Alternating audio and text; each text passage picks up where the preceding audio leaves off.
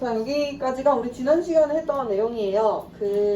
감수 분열과 체세포 분열, 생식세포를 만드는 과정과 체세포를 만드는 과정에 DNA 상대량이 어떻게 변하는지 해서 처음 값에서 S기를 거쳐서 DNA 복제하면 2배가 되고, 그 다음 감수 1분열하면 절반이 되고, 이름 불릴 일 만들지 마세요. 그 다음 감수 2분열을 하면 또 절반이 되어서 감수 분열, 생식세포를 만드는 과정에는 처음 DNA 양보다 절반만큼을 가지는 세포가 4개 만들어진다. 딸세포.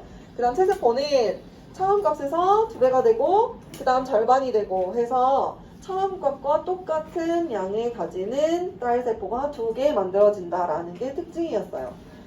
그리고 여기까지가 우리 지난 시간에 교과서에 필기를 했던 내용이고, 선생님이 추가로 오늘 나눠준 그래프는 여기 교과서에 나와 있는 그래프랑 똑같은데 추가로 여기에다 더 필기를 하면 너무 복잡해지고 지저분해질까봐 선생님이 따로 필기를 한 것을 여러분한테 뽑아서 준 거예요. 그 내용을 보면 되고 설명은 앞에를 보면서 듣도록 합시다. 이거 여러분 나눠준 필기랑 똑같은 거예요.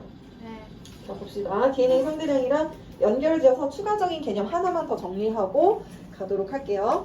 자, 체세포 분열이에요. 체세포 분열인데 이때 염색체를 2개만 그려놓은 세포의 핵이 있습니다. 2개예요. 상동 염색체예요. 모양과 크기가 같은 염색체, 상동 염색체.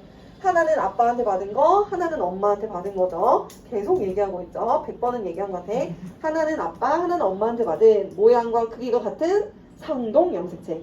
그 모양과 크기가 같은 상동 염색체에는 같은 위치에 뭐가 존재한다냐면 하나의 형질을 결정하는 대립 유전자가 존재한다라는 것까지 우리 지난 시간에 했던 거예요.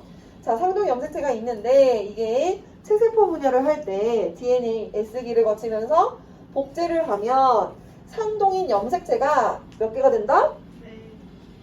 4개가 되지 않고 여전히 염색체는 2개예요. 그죠? 하나는 아빠, 하나는 엄마한테 받은 염색체, 하나는 아빠, 하나는 엄마한테 받은 염색체. 염색체 개수 2개인 건 똑같은데 뭐가 같다고 했냐면 보통 짜장면이 곱빼기 되듯이 뭐가 불어나? 양이. 그죠? 양이 불어나요. 그 속에 있는 유전 정보의 양. DNA를 복제했기 때문에 2배로 불어난 상태가 됩니다. 해서 DNA 상대량이 2배로 이렇게 올라갔던 거죠. 자, 2배가 된 DNA 양이 구분하기 위해서 한 가닥으로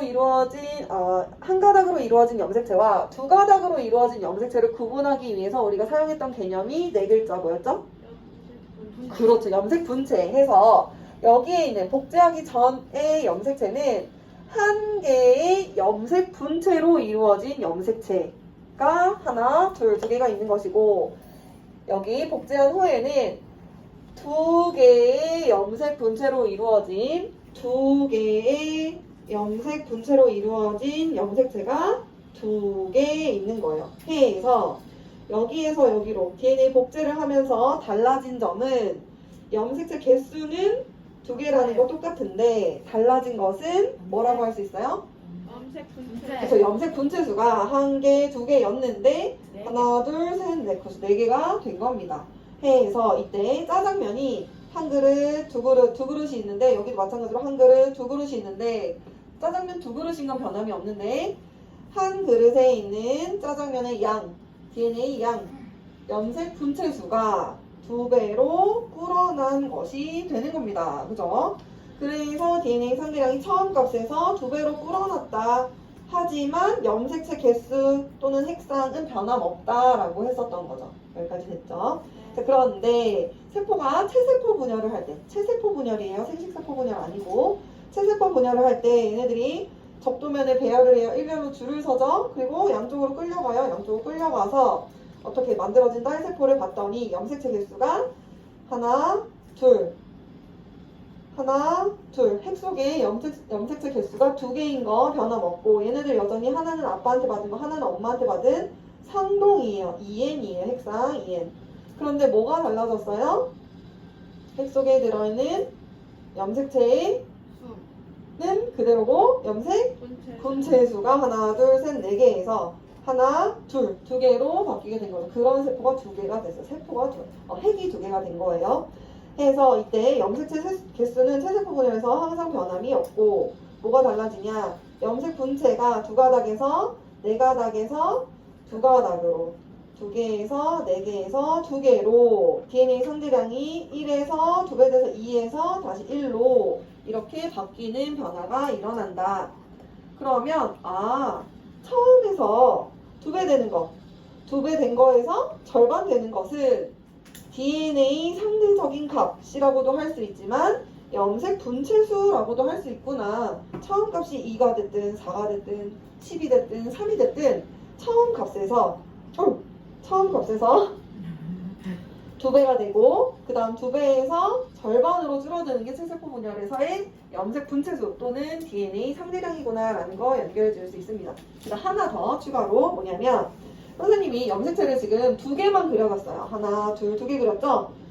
46개를 다 그릴 수는 없으니까요. 그런데 사람의 체세포의 염색체는 46개라 했어요. 그럼 상상해보세요. 46개가 여기 들어있다라고 가정을 해보면 체세포 분열을 할 때 DNA 복제를 해요. 이때 염색체 수 변화 있어요? 없어요?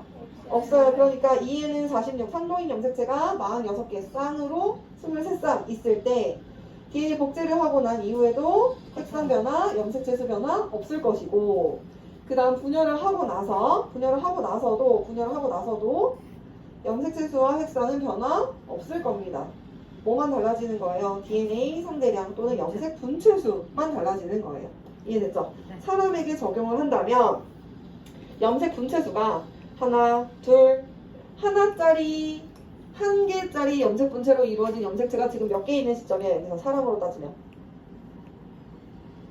염색체 46개니까 염색 분체도 몇 개? 46개겠죠. 46개예요. 거기서 DNA 복제를 하면 염색체 수는 46개지만 염색 분체수가 어떻게 된다 했어요? 그렇죠. 2배가 된다 했어요. 그래서 92개가 아마 될 거예요. 그림으로 그릴 수 없어요. 92개 다 못 그려요. 상상하는 거예요. 요렇게 생긴 염색체가 46개가 있으니까 염색 분체 수는 92개인 거예요. 자, 그 다음 여기서 절반으로 줄어들어요. 했을 때 요렇게 생긴 염색체가 마찬가지로 몇 개? 46개니까 염색 분체 수도 몇 개? 46개 되는 겁니다. 그래서 여기 빨간색이 DNA 상대량이라고 표현할 수도 있고 상대량이라는 건 뭐야? 처음 값에서 2배 되고 다시 절반 되는 거 상대적인 값이라서 처음 숫자가 몇이든 상관이 없다 했어요. 그래서 46에서 92 되고 46 된다라는 건 염색 분체수라고도 표현할 수 있는 겁니다. 단 5개념이 형성되면 안 되는데 뭐냐면 간기에는 실제로 유전 물질이 염색체 막대 모양으로 존재하지 않고 어떤 형태로 존재한다 했죠? 흐물렁거리는 그쵸? 흐물흐물거리는 염색사. 그죠? 염색사로 존재한다 했어요. 염색사로 존재하지만 여러분한테 DNA 상대량과 그 다음에 염색 분체수를 연결지어서 이해하기 쉬우라고 그냥 가상으로 염색체로 그린 거예요. 실제로 여기서는 염색사로 존재하는 게 맞습니다. 공부할 때 헷갈리면 안 돼요. 자, 감수 분열에서도 한번 적용을 해봅시다. 우리가 배웠던 거 복습하고 새로운 개념 도입해볼게요. 자, 샘플로 마찬가지로 상동 염색체 한 쌍을 그려놨어요. 염색체 개수 몇 개? 염색체 개수 몇 개예요 지금? 2개, 하나, 둘, 2개예요. 모양과 크기가 어때요? 같아요. 쌍둥이에요. 쌍이야. 커플이니까 2n이고 염색체 개수 2개. 자, DNA 복제를 했어요. 복제하니까 염색체 개수 어떻게 됐어요? 2개. 2개 변함없고 쌍둥이인 거 변함없어요. 2n입니다. 그 다음 감수 1분열을 하면 감수 1분열 할 때 어떻게 된다 했죠? 얘네들이 접합을 해요. 접합해서 중앙에 배열하고 양쪽으로 끌려가요. 양쪽으로 끌려갈 때 상동 염색체가 분리된다라고 했죠. 커플이 헤어진다 했어요. 그래서 서로 다른 세포로 분리되어 들어갑니다. 해서 하나의 핵 속에는 염색체가 2개였는데 어떻게 돼요? 1개로. 근데 얘네들 커플이었는데 찢어졌어. 서로 다른 곳으로 갔어요. 헤어졌어요. 해서 염색체 개수 어떻게 됐어? 1개가 된 거다. 1개예요. 색상이 n이고 염색체 개수 1개. 그리고 나서 감수 2분열 할 때 얘네들이 그대로 찢어집니다. 염색 분체가 분리된다라고 했어요. 말이 바로바로 안 나온 사람은 복습을 안 한 거야. 상동 염색체 분리되는 거 감수 1분열. 염색 분체 분리되는 거 감수 2분열. 지난 시간에 했던 겁니다. 복습하세요. 자, 감수 2분열에서 염색 분체 분리되면 만들어지는 딸세포에는 염색체 1개라는 거. 염색체 1개라는 건 변함이 없고 그 다음 차이가 있다면 두 가닥으로 이루어져 있던 염색체 한 개가 쪼개지면서 한 가닥으로 이루어진 염색체로 줄어드는 거예요. 해서 DNA 상대량이 처음 값에서 2배로 DNA 복제했을 때 늘어났고, 감수 1분열하니까 절반으로 줄어들었고, 조윤정 유튜브에 너 이름 올라간다. 그다음 감수 2분열해서 한 번 더 줄어들어서 절반으로. 처음이랑 비교했을 때 줄어든, 절반만큼으로 줄어든, 염색체 개수도 절반으로 줄어든 그런 세포가 만들어진다. 감수 분열이다 했어요. 이것을 DNA 상대량을 지난 시간에 했으니까 염색 분체수와 그다음 사람의 염색체 46개 적용을 해봅시다. 자, 사람의 염색체 46개, 이에는 46이에요. 상동인 염색체 상상해봐. 상동 염색체가 46개가 있어요.